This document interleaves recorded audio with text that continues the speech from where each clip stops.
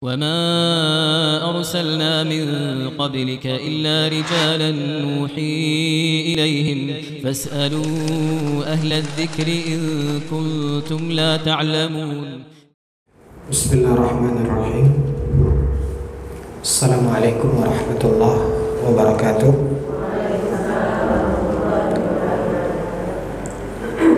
الحمد لله والصلاة والسلام على من لا نبي بعده.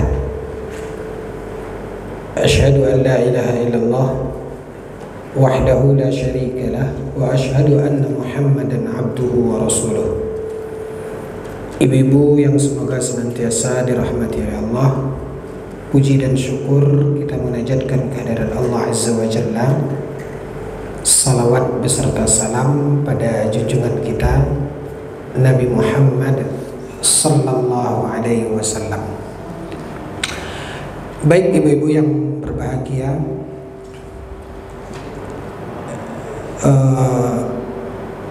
di bulan Ramadan kajian kita vakum. Ibu-ibu, Ramadan kemarin kita tidak ada kajian. Sebelumnya kajian kita terakhir tentang apa? Clear semua masalah mahram? Faham semuanya? Tidak ada ganjalan lagi? Tidak ada pertanyaan? Ada, silahkan.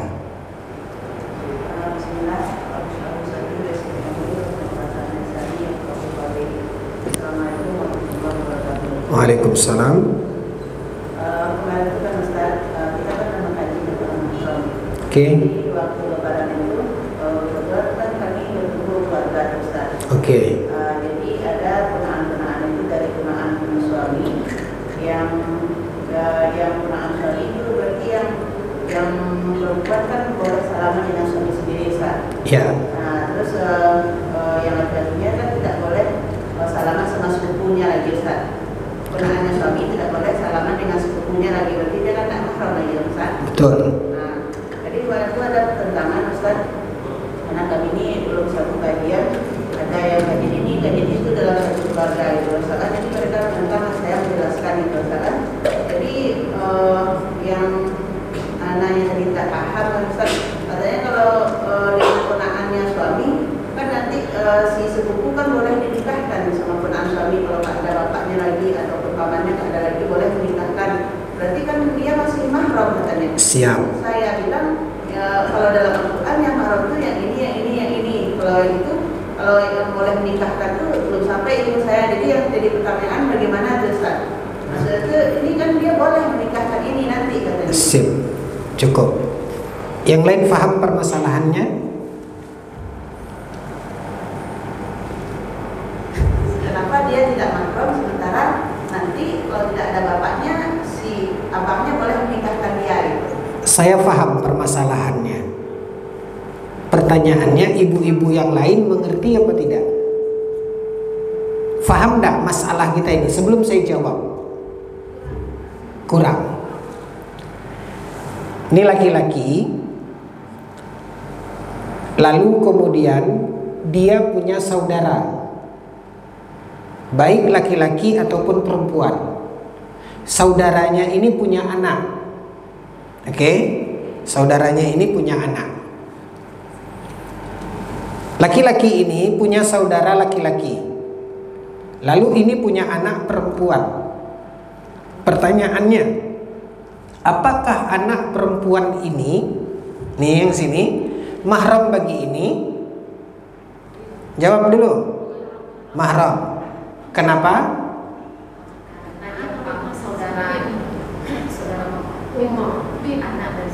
Anak saudara. Apa bahasa Al-Qur'annya? Ayo.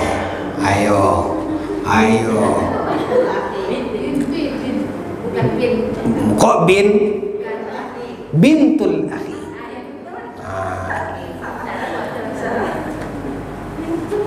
Masih ada catatan kemarin? Atau udah di kilo? Oke. Udah paham kita? Bintul akhi atau bintul ikhwah. Kata Allah di dalam Al-Quran, wa banatul akhi wa banatul ukhti. Anak saudara laki-laki dan anak saudara perempuan. Ini tidak masalah. Nah, cuman antara anak ini,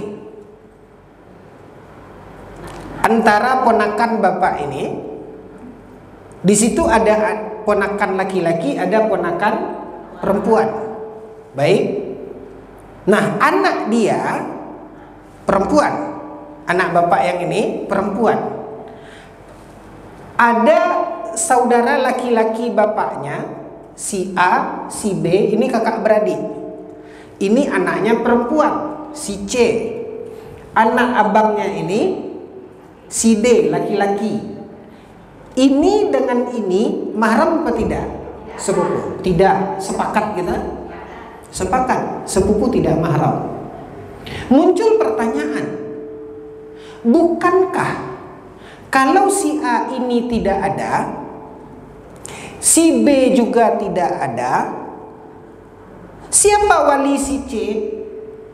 Si D bisa jadi wali. Kan gitu?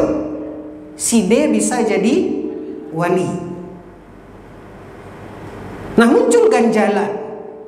Kalau si D ini bisa jadi wali si C, kok mahram? Kok mahram? Kok bukan? Kok bukan mahram? Emang kenapa? Apa setiap yang bisa jadi wali mesti mahram gitu? Kan seolah-olah gitu. Kan dia bisa jadi mahram. Mereka melihat si A, bapaknya mahram, bint, kan gitu. Pamannya si B, kalau si A tidak ada, si B bisa jadi wali, menikahkan dia. Kenapa? Saudara am, kan gitu. Ya, ini anak saudara laki-lakinya, keponakannya, maka dia bisa jadi wali dan ini mahram. Kalau si A ini punya anak laki-laki, adik atau abangnya, maka ini juga bisa jadi wali, betul? Dan dia mahram, kayak gitu. Ini yang menuntun kita, sebahagian kita, memahami bahwasanya kalau ini bisa jadi wali, harusnya ini mahram. Kenapa bukan mahram? Kan itu ganjalannya. Nah, ikhwatal iman, ibu-ibu yang dimuliakan oleh Allah, alur dari mahram itu sudah baku dan tidak bisa. Memang wali-wali dari wanita ini rata-rata mahram, tapi tidak semua wali itu menjadi apa? Mahram. Kalau saya jawab secara simpel, jawaban pasaran, ya artinya jawaban orang-orang awam, saya selalu menjawabnya begini. Kalau seandainya yang bisa jadi wali itu semuanya menjadi mahram, kasihan Pak Kua. Tentu mahram Pak Kua semua. Mikir, ya. Jadi alurnya ini berbeda, karena tidak ada dalam orang-orang yang menjadi mahram di dalam ayat. Sebenarnya cara menjawab dan diskusinya tadi itu sudah benar. Itu tidak ada dijelaskan dalam Al-Quran. Ya, sehingga di luar dari apa yang dijelaskan oleh Al-Quran itu tidak bisa kita kategorikan mahram apapun alasannya. Karena mereka melihat mayoritas wali itu adalah mahram, sehingga mereka mengambil kesimpulan, dan ini kesimpulan yang keliru. Ya, itu kesimpulan yang keliru. Betul, Sepupu bisa jadi wali. Ketika bapak mereka bersaudara, yang ini anaknya perempuan, yang ini anaknya laki-laki, kalau bapaknya tidak ada, saudara bapaknya tidak ada, maka anak saudara bapaknya ini bisa jadi wali. Dia bisa jadi wali perempuan ini, namun dia bukan mahram. Oke? Nah, jadi seperti itu. Jadi tidak benar atau tidak ada alasan semua yang bisa jadi wali itu menjadi mahram. Jawabannya, kenapa? Kasihan Pak Kua. Oke. Nah, ada lagi pertanyaan?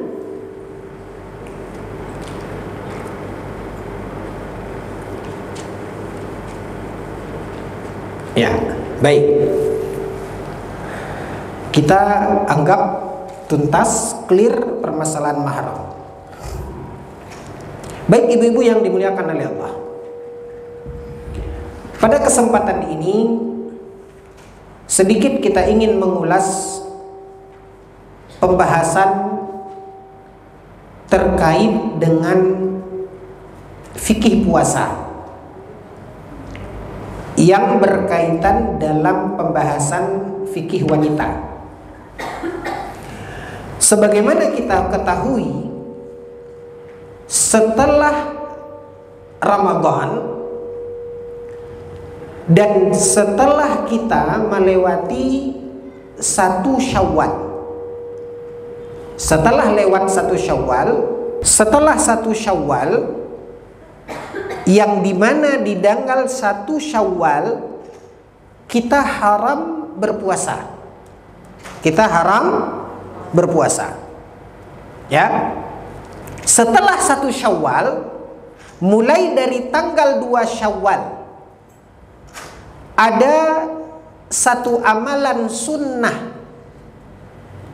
yang dianjurkan di dalam agama kita, di dalam sabda Nabi Sallallahu Alaihi Wasallam ketika Nabi bersabda, "Man shoma Ramadhana thumma atba'ahu sittan min Syawal faka'annama shomad dahra." Hadis sahih. Apa kata Nabi Sallallahu Alaihi Wasallam? Kata Nabi, man shoma Ramadhana, siapa yang puasa di bulan Ramadan,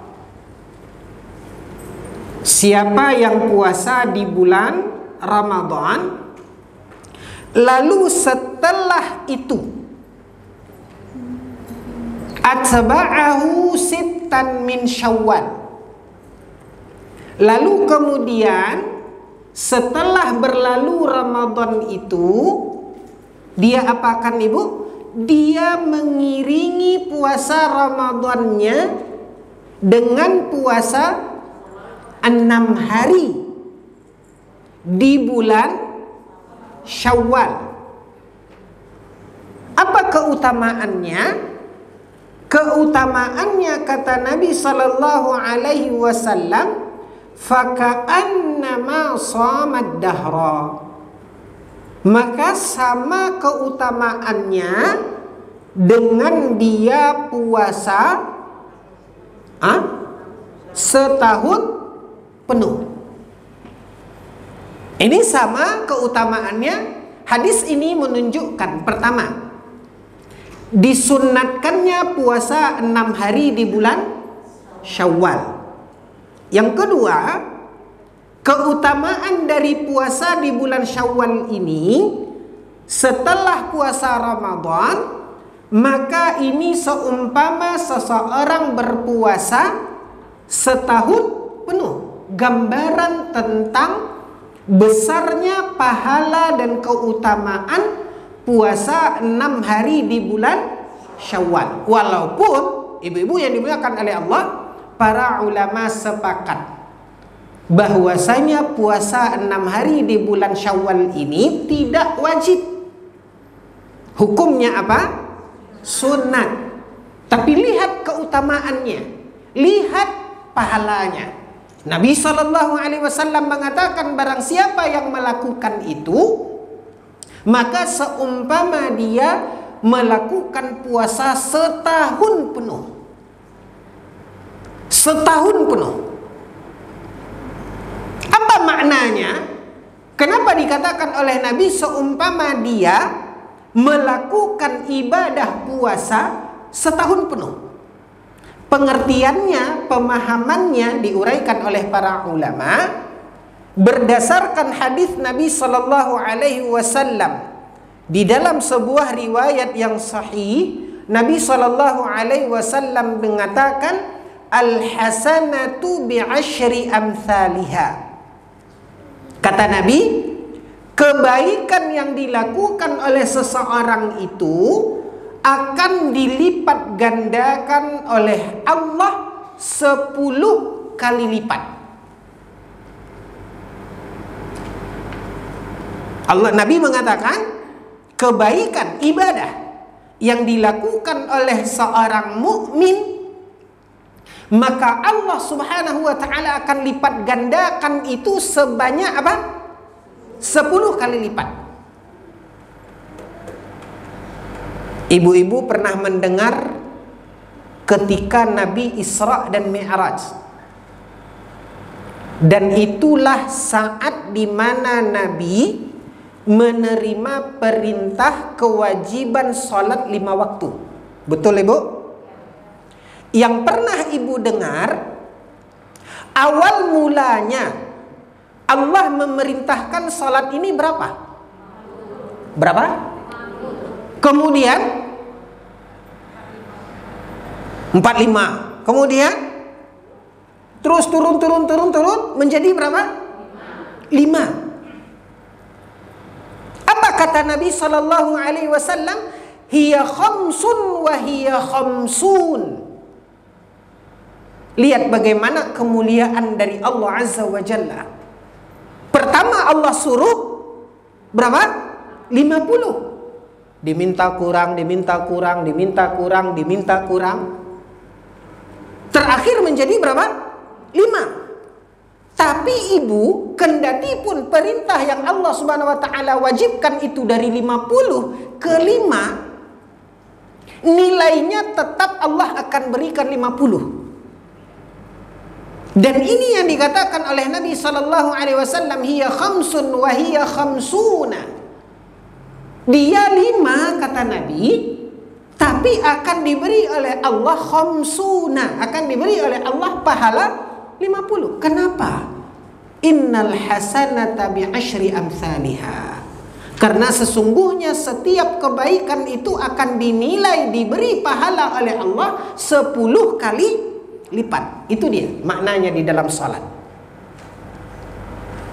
Ya. Lihat bagaimana pemurahnya Allah dan pemalasnya manusia. Apa pemurah Allah? Pertama Allah kasih perintah 50. Diminta kurang, diminta kurang, diminta kurang. Jadi apa? Itu pun masih bolong-bolong.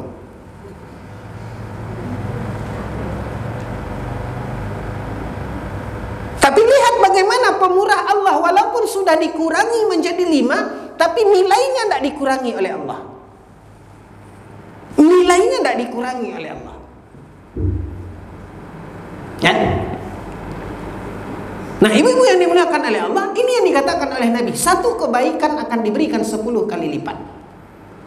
5 waktu salat yang kita lakukan akan dinilai, diberi pahala oleh Allah 50 waktu.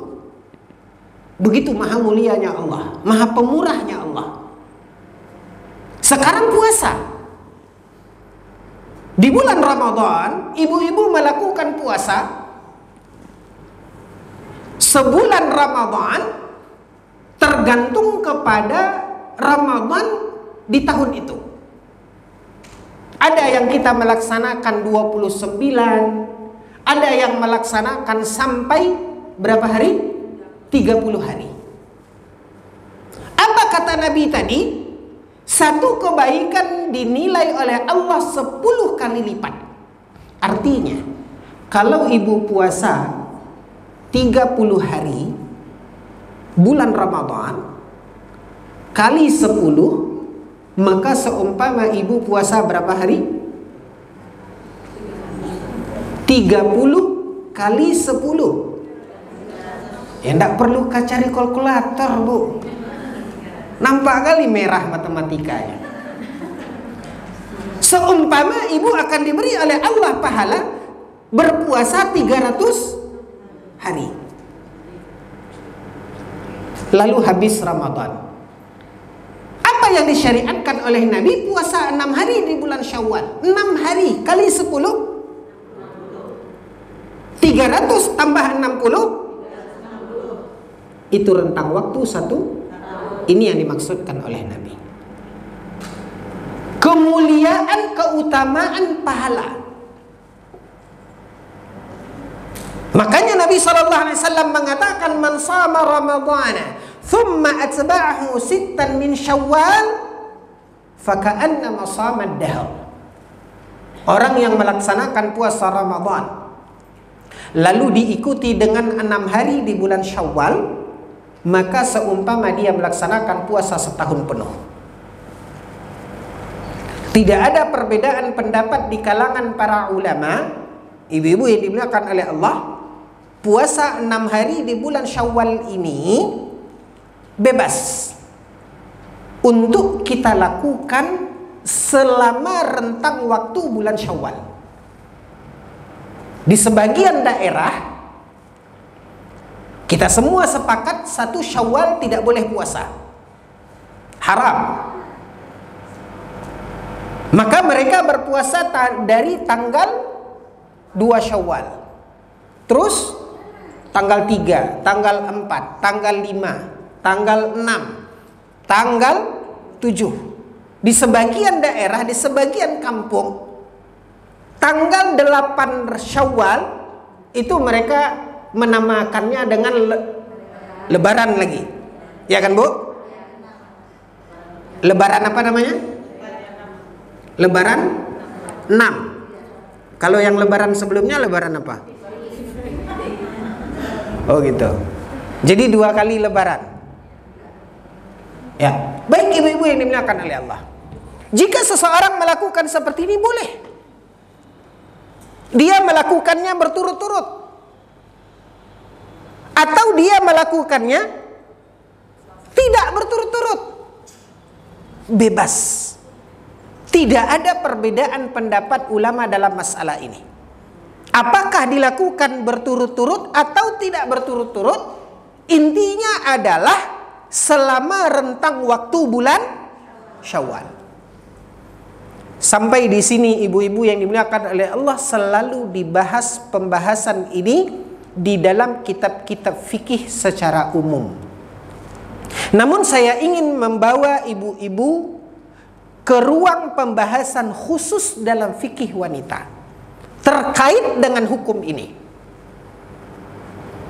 Bagaimana ibu-ibu ketika ingin melaksanakan puasa Syawal? Sekarang tadi kita berbicara hukum secara umum terkait laki-laki ataupun perempuan. Udah? Pindah kita ke ruang berikutnya, yaitu ruang lingkup fikih wanita. Bagaimana kaum wanita terkait dengan puasa Syawal ini?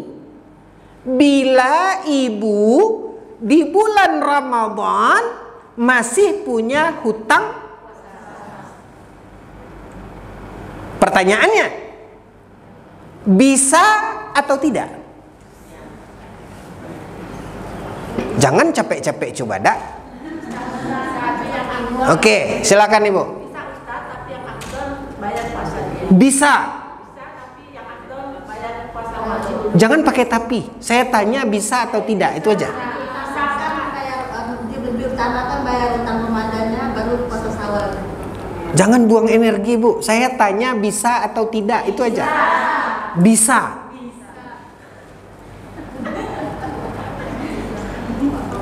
Ada yang mengatakan tidak bisa? Tidak ada. Baik. Saya karena kalau utangnya banyak, ya Oh, ada 10 hari Ustaz akhirnya. terus? Ya udah kayak dulu nanti tadi pas awalnya cuma. Puasa utang puasanya banyak. Berapa banyaknya? 12 hari. 12 hari. Oke, 12 hari. Kalau utangnya sedikit, ya nggak apa-apa Syawal dulu bisa. Kalau utangnya sedikit, terbalik enggak? Kalau banyak ya Boleh dia puasa Syawal dulu.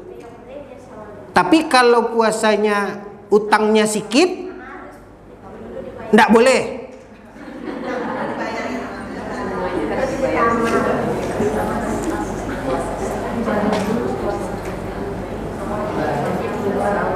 Yang buat gini itu sering begini ya Ustaz. Kalau kita memang belum membayar hutang puasa gitu kan, karena puasa Syawal nih bulannya cuma dia bulan itu aja gitu kan, puasa Syawal aja dulu gitu. Nanti setelahnya baru kita ganti puasa Ramadan kita tinggal. Gitu. Nah kalau kita mau membayar puasa Ramadan itu lebih utama. Gitu. Ya. Sekarang kita belum mengkaji lebih utama atau tidak utama. Pertanyaannya boleh apa tidak?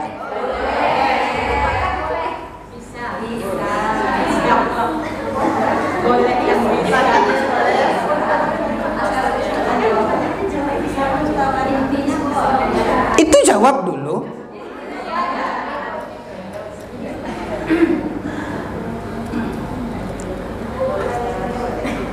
tidak boleh tak? Jadi kalau anak biasanya jangan dulu Ustaz baru puasa Syawal. Saya tidak bertanya masing-masing.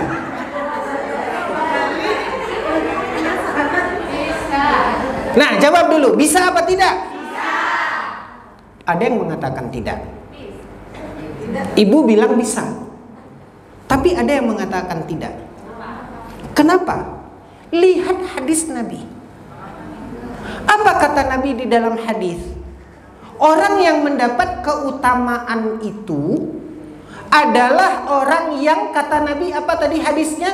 Barang siapa yang kata Nabi melaksanakan puasa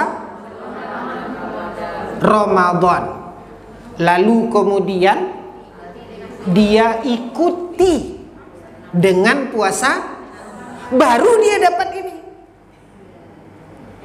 Sedangkan ibu tidak masuk dalam hadis ini. Kenapa? Karena ibu belum melaksanakan puasa Ramadan, baru Romat, donnya ngutang. Paham nggak? Ibu baru Romat, mana donnya? Udah ada? Belum.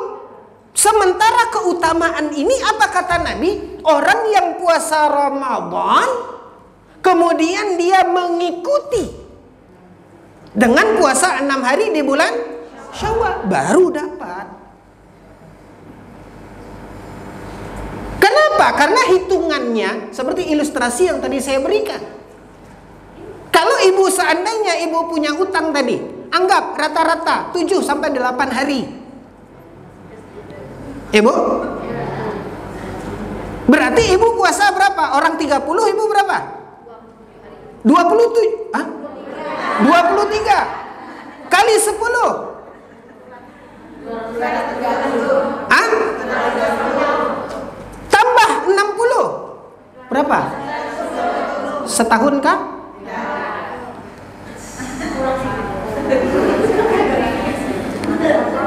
Mikir.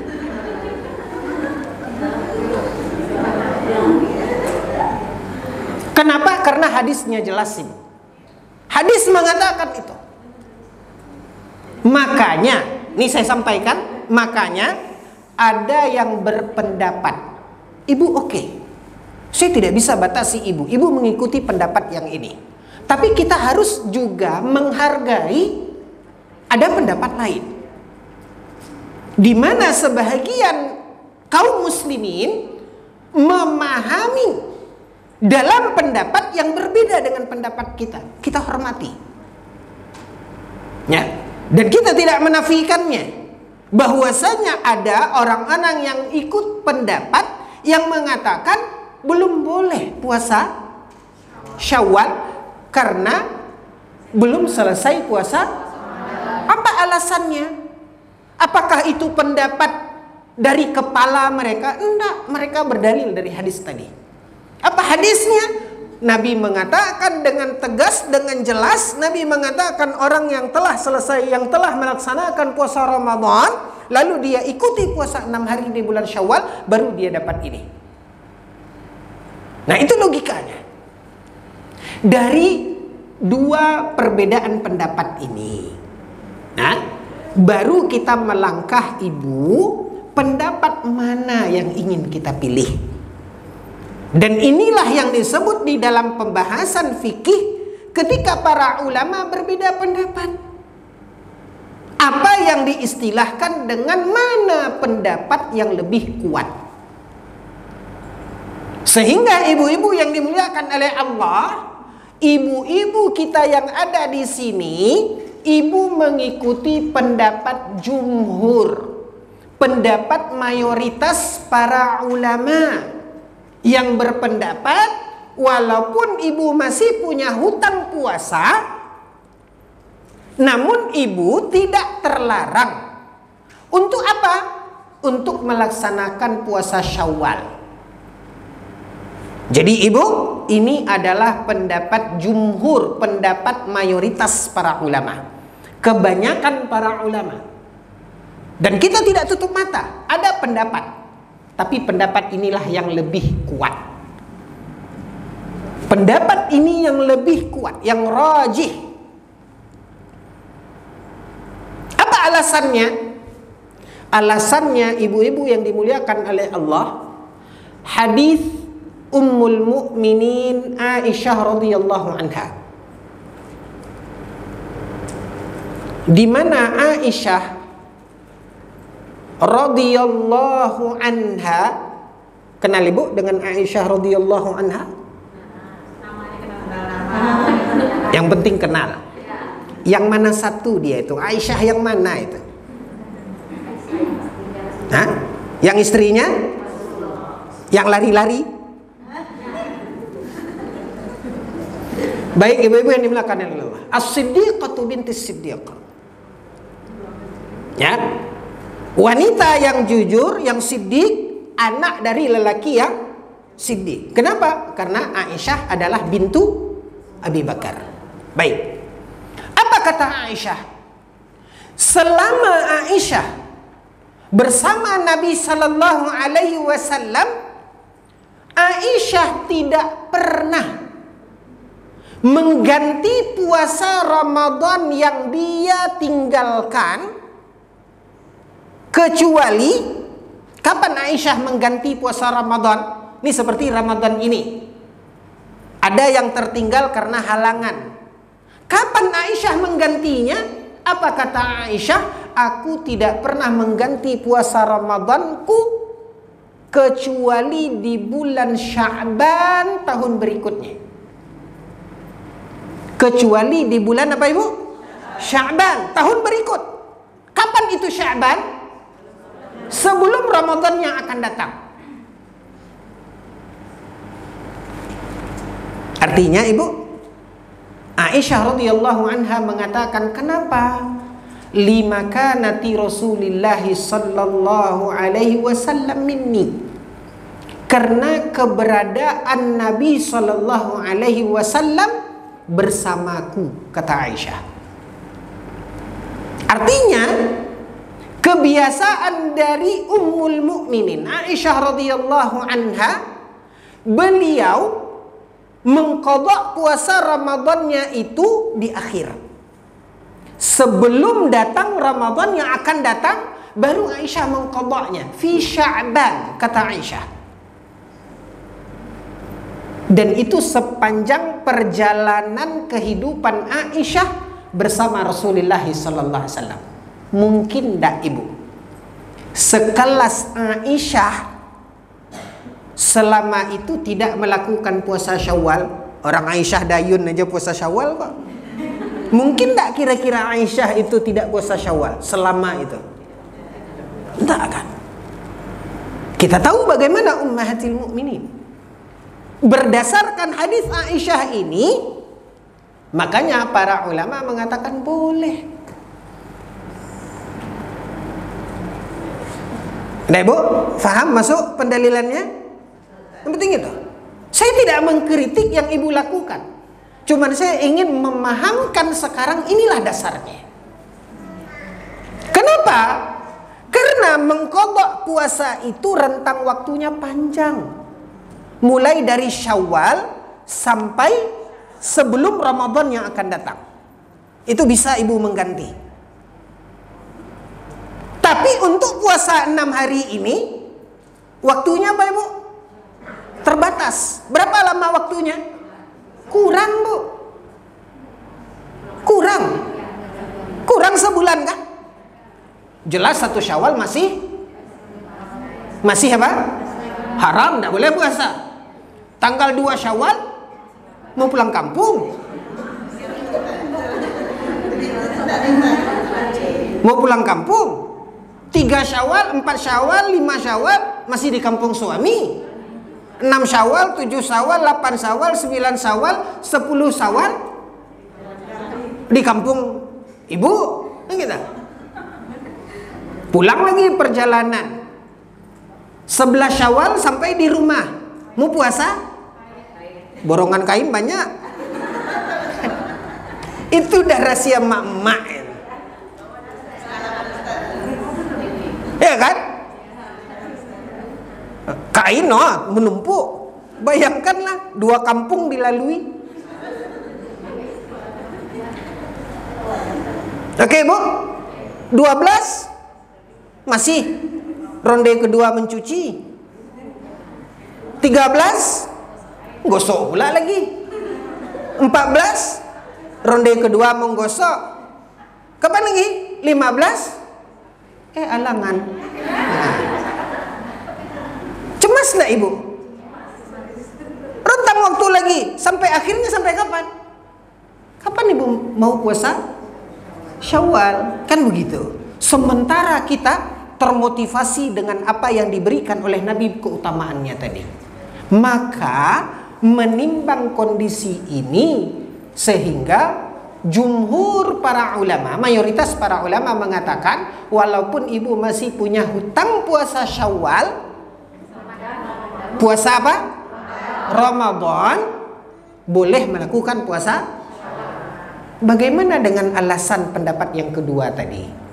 Yang mereka mengatakan melihat kepada hadis Nabi di mana Nabi mengatakan man shama ramadhana, sempurna Ramadannya. Sementara ibu belum sempurna. Sementara ibu belum cukup. Masih punya hutang. Apakah tidak mendapatkan keutamaan yang dikatakan di dalam hadis tadi? Ibu-ibu yang dimuliakan oleh Allah Azza wa Jalla. Ya. Makanya kita selalu memandang dan melihat akan kebesaran Allah Subhanahu wa taala. Allah Subhanahu wa taala Karim. Allah Subhanahu wa taala Maha Pengasih. Allah Subhanahu wa taala Maha Penyayang. Apa yang dikatakan oleh Nabi tadi itu bagi orang-orang yang memang dia tidak seperti kaum wanita. Tapi bagi kaum wanita yang memang mau tidak mau, puasanya tidak pernah penuh. Ya. Ada ibu-ibu yang puasanya penuh? Ada. Kapan? Setelah ibu dewasa.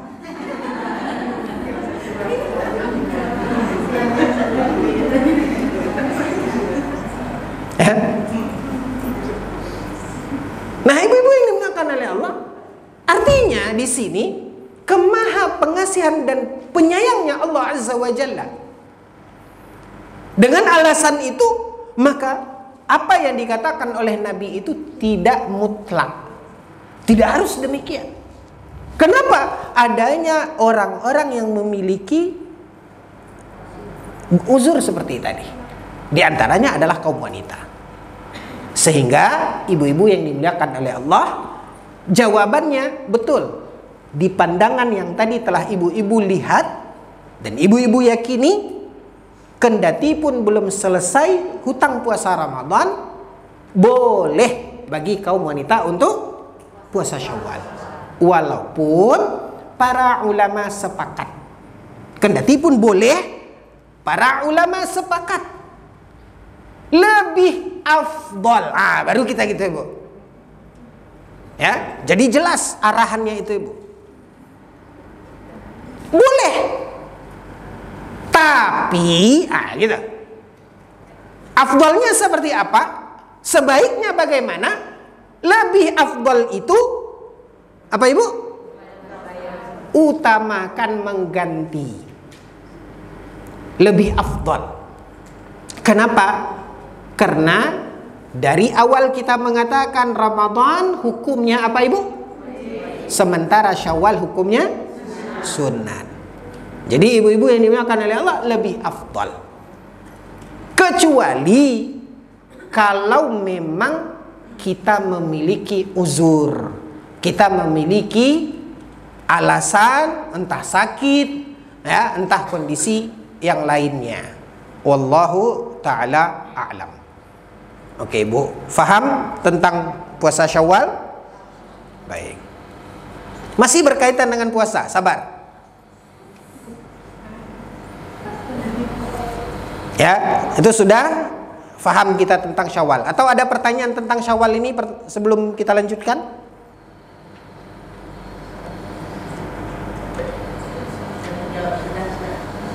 Pas. Terjawab sudah. Baik. Nah, ibu-ibu yang dimuliakan oleh Allah, selanjutnya yaitu terkait hutang puasa. Itu dia. Terkait dengan hutang puasa. Baik. Ibu pernah dengar hadis Aisyah radhiyallahu anha? Apa kata Aisyah? Kunna nu'maru biqada'is shaumi wa la nu'maru biqada'is shalah. Ketika seorang wanita halangan, apakah karena haid ataupun karena nifas, maka ketika mereka halangan, mereka tidak sholat dan tidak puasa. Setelah halangan berakhir, maka kata Aisyah, kami tidak disuruh oleh Nabi mengqadha. Apa arti mengqadha Ibu? Kami tidak disuruh untuk mengganti sholat, tapi kami disuruh untuk mengganti puasa. Sampai di situ Ibu paham.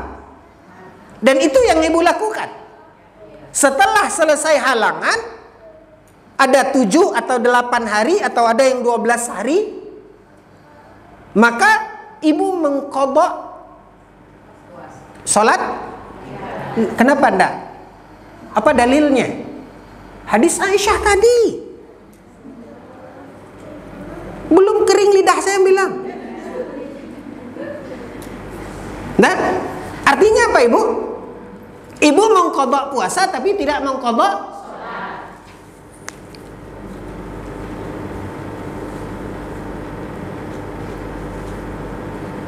Pertanyaan saya, sampai di sini Ibu paham?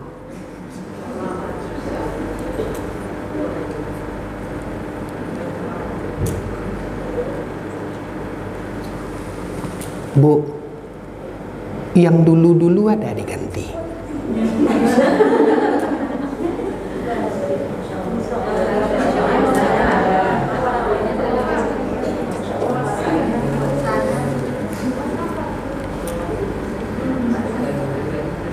Dulu. Ya dulu loh, dulu.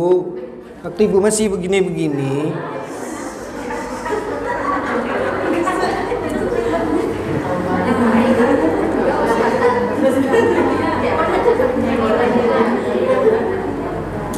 Ya alhamdulillah. solehah ini ha? Ya alhamdulillah. Ibu tahu, begitu ibu halangan, ibu tidak puasa, sehabis itu ibu mengqadanya, ibu mengganti alhamdulillah. Sebelum ibu jadi solehah ini saya tanya, waktu ibu masih soleh-soleh dulu nah, belum solehah, ada diganti.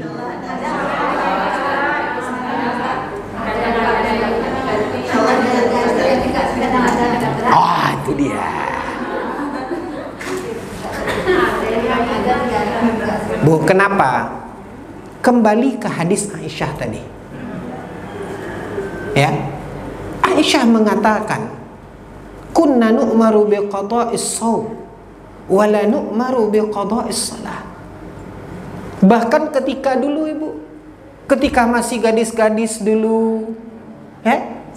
Bahkan apa?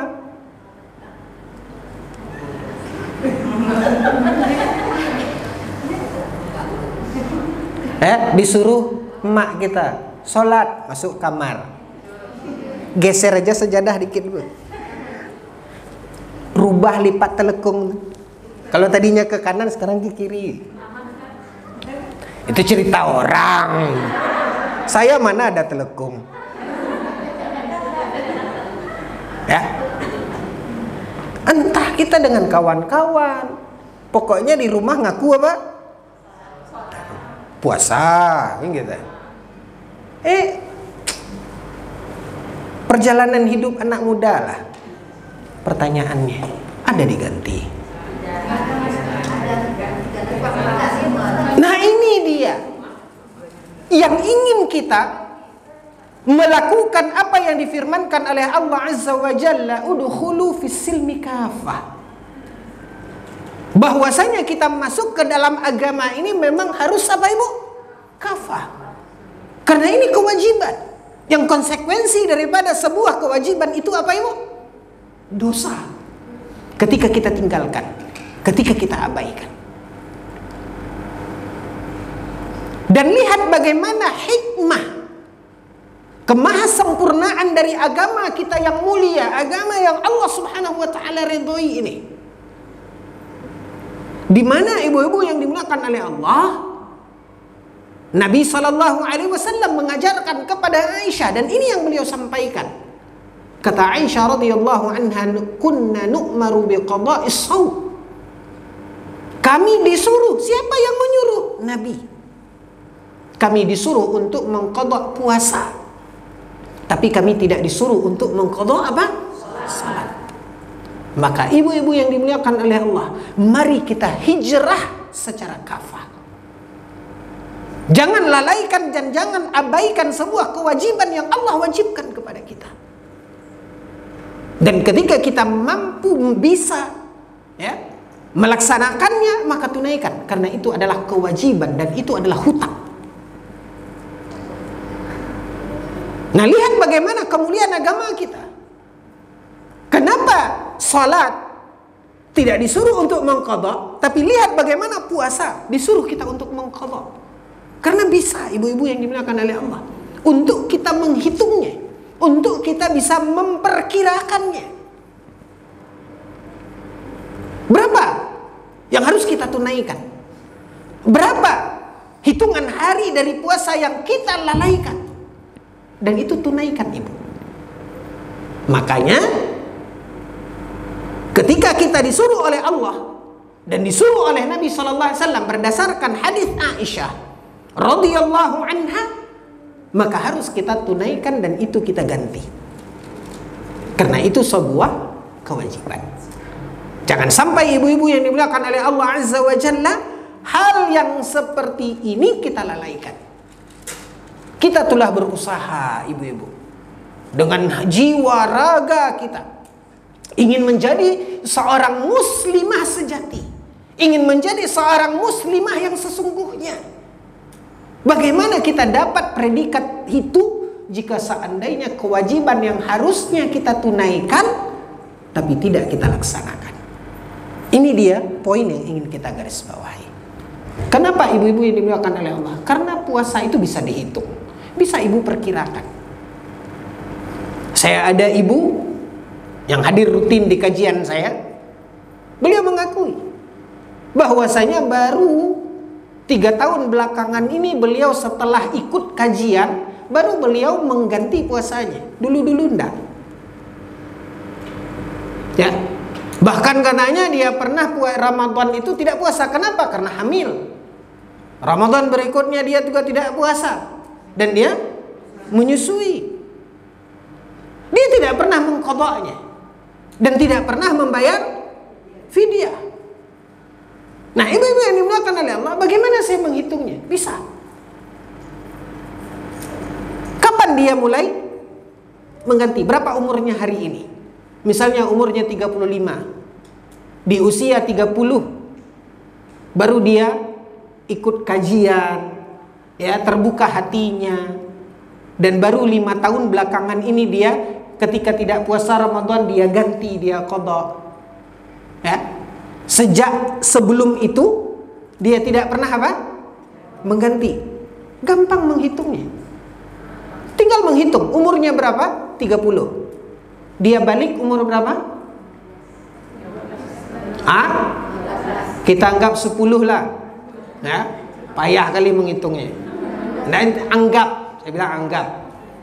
Ya, terlebih terkurang mohon maafkan. Berarti sejak dia balik sampai dia tidak mengqadha berapa tahun? 20 tahun. Oke, Bu? Berarti dia sudah melalui 20 Ramadan. Kan Ramadan 1 kali setahun kan, Bu? Ya, udah. 20 tahun. Berarti 1 kali Ramadan 1 tahun. 20 Ramadan. Berapa lama dia halangan? 7 atau 8? Anggap berapa? 8. 8 kali 20 berarti 160 hari. Ya itulah qadha. Kan gampang, Ibu.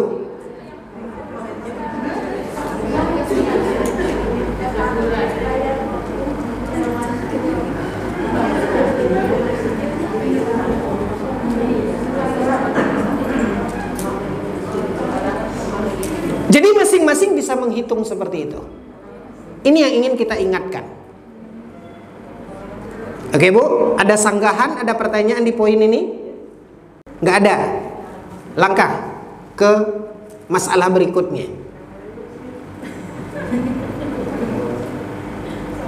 Oke, sudah tahu Ibu tadi ini hutang. Dan itu harus dia apa, Ibu? Bayar. Bayar dikatakan oleh Aisyah tadi apa? Saya ingin membuka mindset Ibu untuk melihat ketika Ibu tidak puasa, maka konsekuensinya berdasarkan hadis Aisyah tadi. Aisyah mengatakan apa? Kami disuruh mengqadha. Apa arti mengqadha itu tadi? Mengganti. Mengganti, Ibu. Artinya hutang puasa dibayar puasa. Itu yang namanya mengqadha, Ibu. Ini pembahasan kita yang ketiga. Ketika seseorang tidak puasa karena uzur, apakah karena dia berhalangan, wanita, atau seseorang sakit sehingga dia tidak puasa, maka konsekuensinya adalah qadha. Itu pilihannya, Ibu. Kalau Ibu tidak puasa, apa konsekuensinya? Puasa, qadha, ganti di hari yang lain. Berdasarkan firman Allah di dalam Al-Quran, apa kata Allah? Ya, dalam Al-Quran, dalam surah Al-Baqarah, Allah Subhanahu wa taala berfirman, "Faman kana maridan aw ala safarin fa iddatum min ayyamin ukhar." Apa artinya? Orang yang sakit ataupun safar, dan ini uzur, sehingga dia tidak puasa Ramadan, termasuk di dalamnya siapa, Ibu? Yang halangan? Yang apa lagi? Mak-mak atau mak-mak masuk dalam itu. Di sini Allah menyebutkan Berdasarkan surah Al-Baqarah Allah mengatakan faman kana minkum maridun aw ala safarin. Ya. Ini uzur.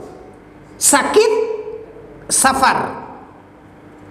Termasuk di dalamnya ibu-ibu yang dimuliakan oleh Allah, wanita yang halangan, yang hamil, yang menyusui, ini dia punya uzur. Apa kata Allah? Fa'iddatum min ayyamin ukhar. Allah mengatakan konsekuensinya hendaklah dia puasa di hari yang lain. Artinya di sini apa, Ibu? Qadha. Tidak ada pilihan lainnya.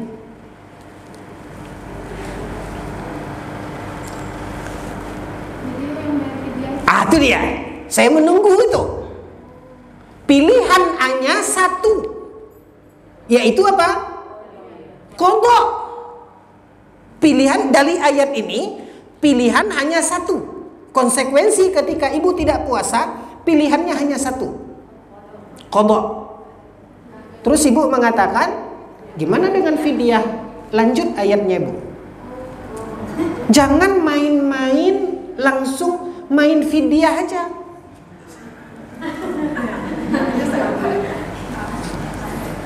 Ada yang punya Quran? Bukalah Al-Quran surah Al-Baqarah. Faman kana minkum maridan aw ala safarin fa'iddatum min ayyamin ukhar. Itu pilihannya qadha. Maka gantilah di hari itu, di hari yang lain. Ayat berapa? 100. Pokoknya setelah kutiba alaikumus siyam itu.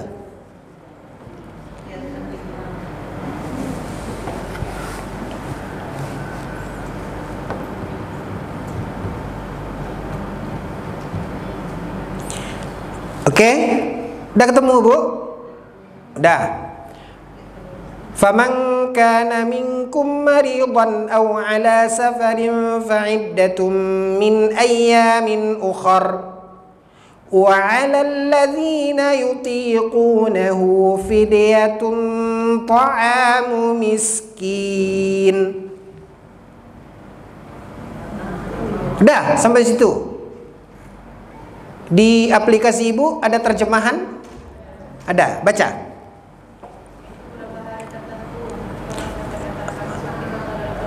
Keras. Yaitu beberapa hari tertentu, maka barang siapa di antara kamu sakit atau dalam perjalanan. Oke. Di antara kamu dari situ barang siapa, dari barang siapa? Di antara kamu sakit atau dalam perjalanan. Jangan marah lah. Suruh baca emosi, Pak. Ada. Oke. Lanjut. Dia tidak berpuasa karena dia sakit, karena dalam perjalanan, lalu dia tidak berpuasa, maka wajib mengganti sebanyak hari yang dia tidak berpuasa itu. Titik kan sampai di situ. Wajib dia mengganti berpuasa pada hari yang lain di luar bulan Ramadan. Titik. Enggak koma di situ, Bu. Maka konsekuensi dari seseorang meninggalkan puasa karena uzur, dia wajib tidak ada yang lain. Baru masuk paragraf berikutnya. Siapa orang yang boleh bayar fidyah? Lanjut. Dan bagi orang-orang yang menjalankannya wajib membayar fidyah, Yaitu siapa orang-orang yang wajib dia boleh membayar fidyah? Ulangi lagi. bagi orang yang berat Menjalankannya apa? Puasa yang mana?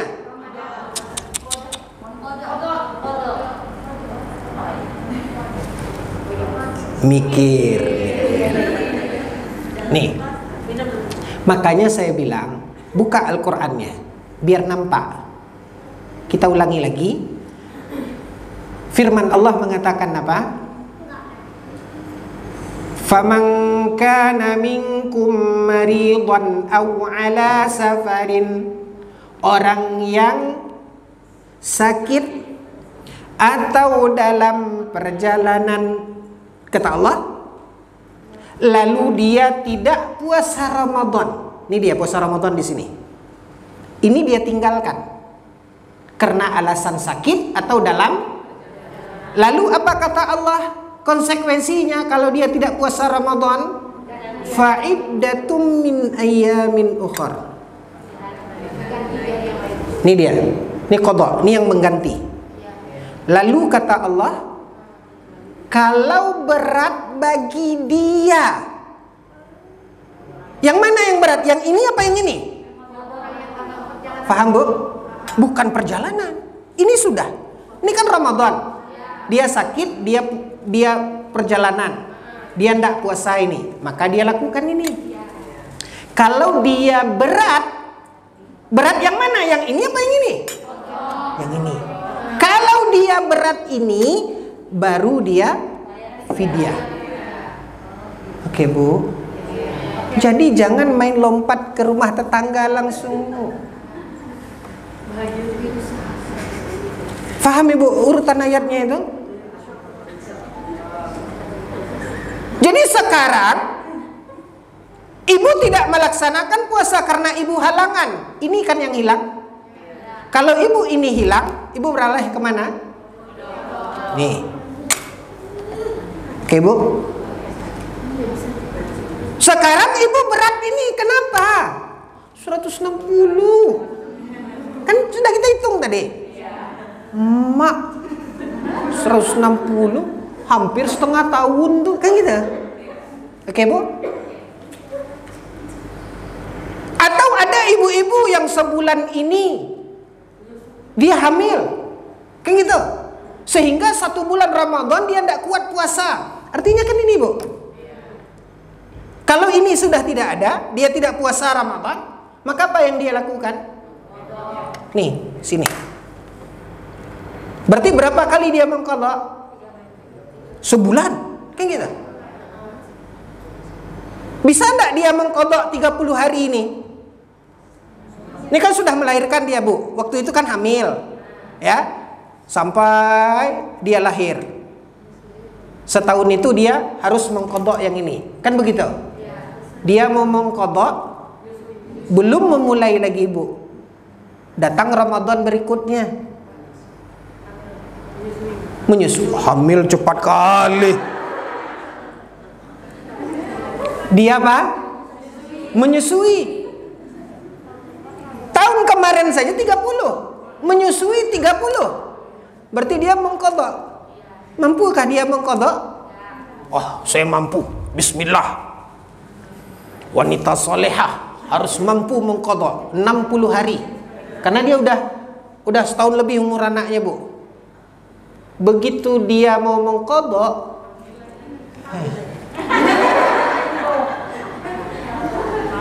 otomatis begitu dia mau sahur mengqadha, ibu mabok lagi.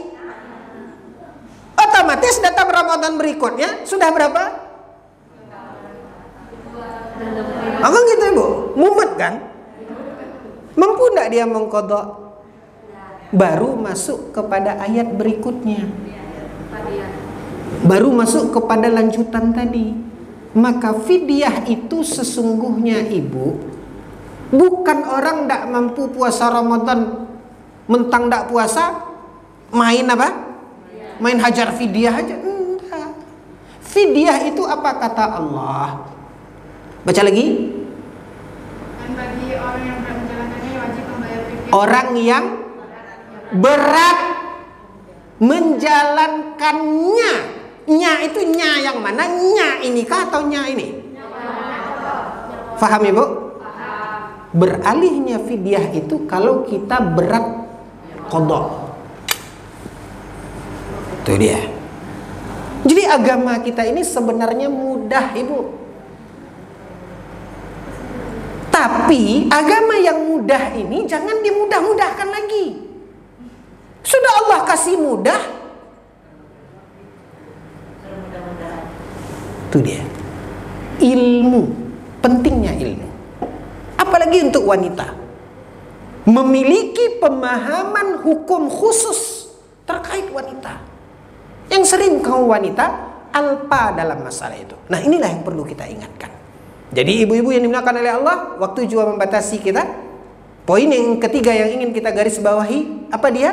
Yaitu tentang peralihan dari qadha ke fidyah. Ibu selama ini faham, kalau ndak puasa ya qadha, kalau ndak qadha ya fidyah. Ndak segampang itu. Kembali kita kepada dasar agama kita. Allah mengatakan, barang siapa yang sakit atau dalam perjalanan, apa konsekuensinya kalau dia tidak puasa Ramadan? Maka konsekuensinya qadha. Titik. Terus gimana fidyah? Fidyah kalau dia berat baru beralih ke bukan berat ini. Ini sudah selesai dah. Sekarang dia sudah berada di sini. Mampu dia ini lakukan. Oh berat, baru beralih ke fidyah. Saya minta waktu 2 menit lagi. Ya. Apa itu fidyah? Ini juga banyak kesalahan. Lanjutkan.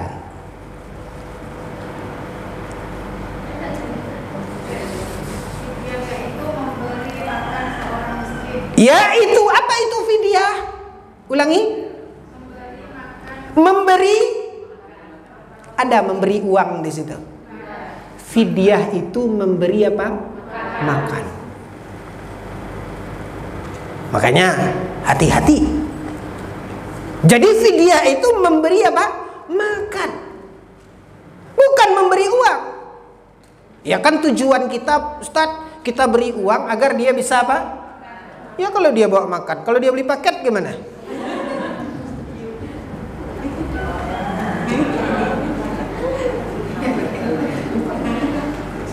Dah?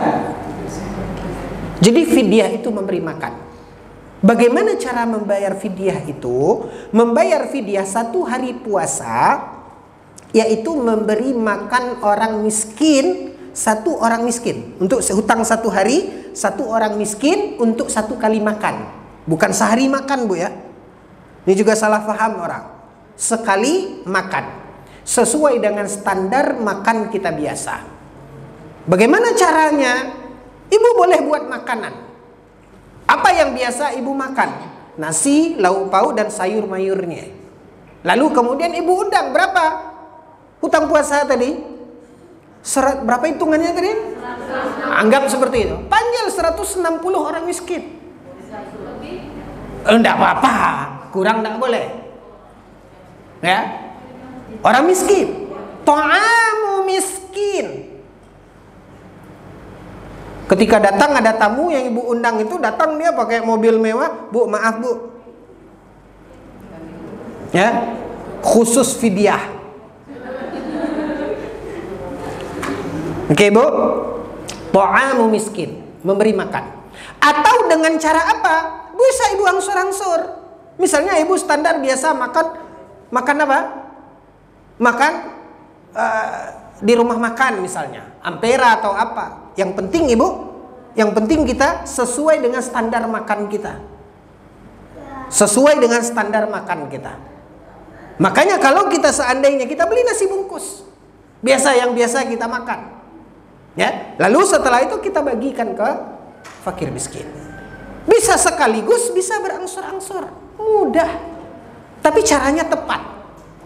Namun untuk apa ibu? Menggantinya dengan uang tidak. Karena di dalam Al-Quran dikatakan apa tadi? Apa itu fidyah? Yaitu memberi makan. Atau yang ketiga, kalau tadi membuatkan makanan, yang kedua membeli nasi bungkus, yang ketiga boleh juga kita membagikan bahan makanan pokok, yaitu berupa beras. Berapa berasnya? Setengah dari zakat fitri. Zakat fitri atau zakat fitrah itu 1 sa'. Berarti fidyah kita memberikan nisfu sa', setengahnya. Ya tinggal ibu bagi aja setengahnya berapa. Tetapi Syekh Shalih Al-Fauzan ketika beliau menjelaskan ini, kalau cara yang ketiga ini dianjurkan untuk menyertakan di dalam beras itu lauk pauknya. Ya. Entah ibu misalnya saya pernah membayarkan fidyah ya. Dengan beras tadi kita bagi, lalu kita masukkan di situ entah apa Bu? Ikan sarden atau apa ya, atau telur atau apalah pokoknya. Dianjurkan sebagaimana dikatakan oleh Syekh Shalih Al Fauzan dalam kitabnya Mulakhas Al-Fiqhi. Jadi sekali lagi Ibu, lihat, Allah Subhanahu wa taala, Rabb yang memberikan syariat kepada kita adalah Rabb yang Maha Pengasih dan Maha Penyayang. Allah telah menurunkan agama ini yusrun, agama itu mudah. Maka syukuri apa yang sudah Allah berikan kepada kita dan jalankan itu sebagaimana yang diperintahkan oleh Allah. Jangan sudah diberi mudah oleh Allah kemudian kita bermudah-mudahan, jangan. Baik ibu-ibu yang dimuliakan oleh Allah, mudah-mudahan Allah Subhanahu wa taala senantiasa menunjukkan kita kebenaran itu adalah benar adanya, dan semoga Allah memudahkan bagi kita untuk menjalankan dan mengamalkan kebenaran itu. Wallahu taala alam. Mohon maaf atas segala kekhilafan dan kekurangan. Kita akhiri subhanakallahumma bihamdika asyhadu an la ilaha illa anta astaghfiruka wa atubu ilaik. Wassalamualaikum warahmatullahi wabarakatuh.